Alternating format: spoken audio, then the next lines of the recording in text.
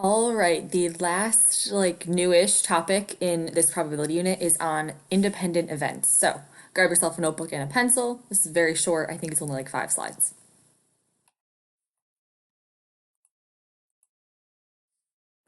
All right, what is an independent event? An independent event is when the outcome of one event doesn't affect the outcome of the other event.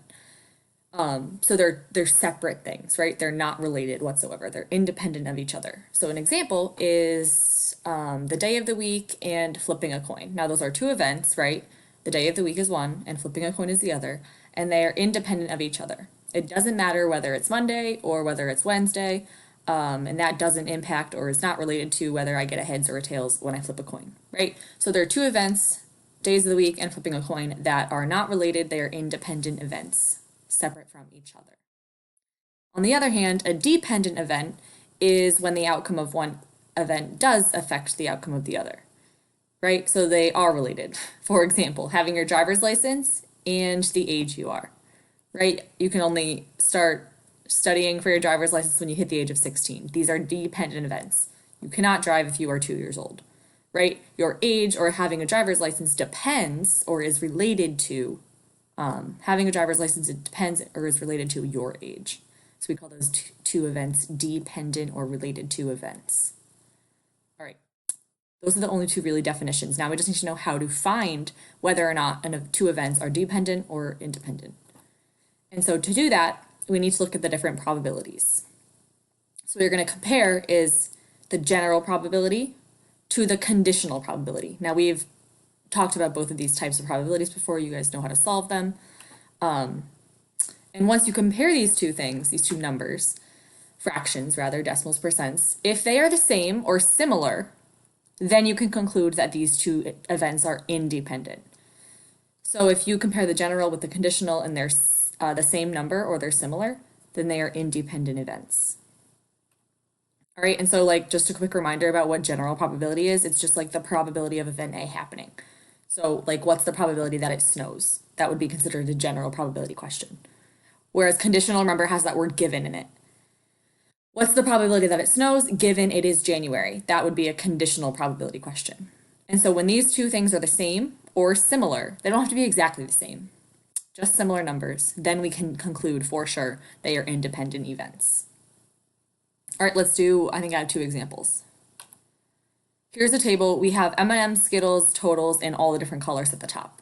All right, we're going to figure out whether these two events are independent or dependent of each other by comparing their probabilities. So the first thing I would have to do is find the probabilities. So here's a general probability question. What is the probability that I choose an M&M? So M&M is right here. I'm going to say, okay, total M&M out of grand total gives me a probability of 65 over 124, which if I wanted a percent just to be easy to compare it to its conditional would be 65 out of 124 would give me around 52%. All right, so here's my general probability. Now, here's a conditional question, right? What's the probability that I choose an M&M? This means given that it's orange. So I don't divide by the grand total here. When I have a conditional question, I need to divide by how many orange candies there were. How many were M&Ms? So there's 15 orange M&Ms out of 30 gives me around 50%. Now we can compare the two numbers. 52 to 50. Now remember, we said they don't have to be exactly equal. 52% I say is about equal to 50, and so you can conclude that yes, these two things are independent events. They're not related. It doesn't matter if I pull an M&M and then I pull an orange M&M. All right, they're two independent events. One's not dependent on each other. Make sense? If I'm pulling an M&M out of a bag, it's not dependent that I get an orange, right? They're not related at all. They're independent of each other. Let's look at one that is dependent though. Here we go. Last example. Probability that I get a Skittle. Now instead of looking at total M&Ms, we're looking at total Skittles. Here we have 59 out of 124, which gives me about 48%. Second question here is, what's the probability that I have a blue Skittle? So blue Skittle is 0.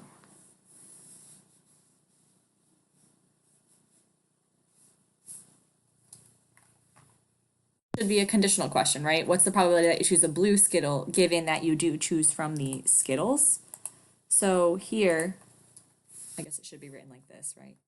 Given that you do choose a Skittle. But as you notice from the table, there's no such thing as a blue Skittle. So there's 0 blue Skittles out of a 59. 0 out of 59 gives me 0%.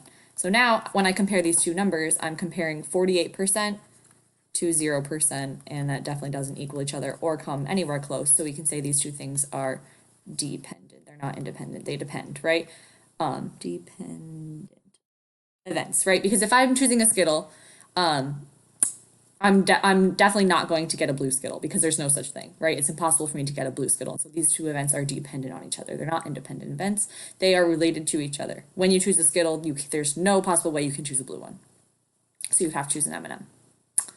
All right, this is independent, dependent. We're just comparing two different probabilities that you already know how to calculate. So just some two important definitions, I would say.